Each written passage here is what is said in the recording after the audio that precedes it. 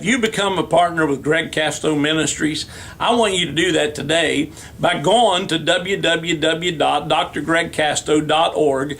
Go up to partnership, click on it, make your donation, and I know that you'll be blessed by helping us take the gospel of Jesus Christ around the world. The angel even reminded Mary that this would happen, that he said that he would come back from the dead. But see, there was some business that Jesus had to take care of. First of all, he went to the Garden of Gethsemane and he prayed till his sweat became great drops of blood. He prayed, Lord, if it be thy will, let this cup pass by me. He said, if it be your will, because see, he was all God, but yet he was all man. And he was concerned about that he was facing.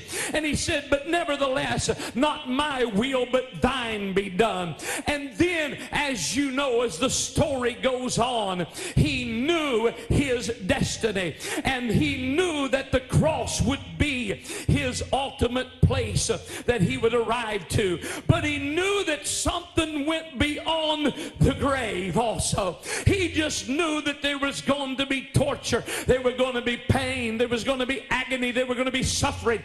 And I believe some of the greatest pain that Jesus suffered was the pain of those that rejected him, that said they would follow him. Do you hear what I'm saying? I believe that was some of the greatest pain, that those that just 3 days earlier before his capture, that they laid palm leaves down and they welcomed him into the city. Those same people now are crying out, away with him, crucify him, let him be gone. You know the story. And then they tied him to a hitching post and they beat him with 39 stripes, and the blood began to flow down his back to the point that the flesh was literally ripped from his body and his bones were exposed.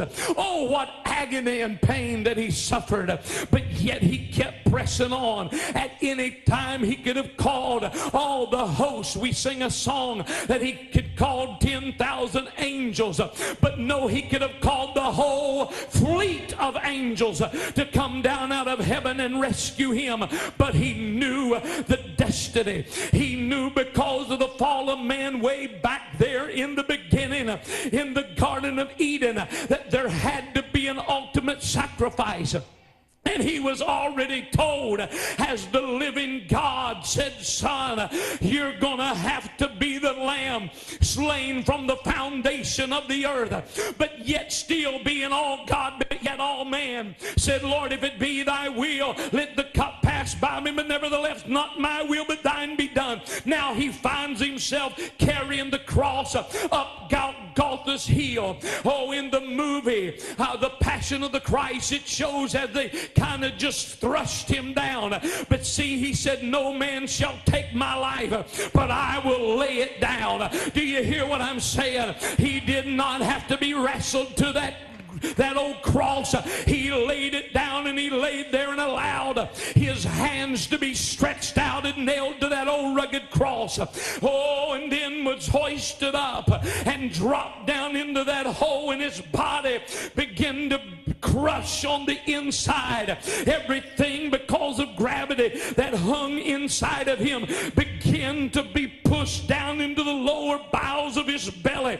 The pain had to be such a great suffering, but yet Jesus, hanging on that cross, said, forgive them, Father, for they know not what they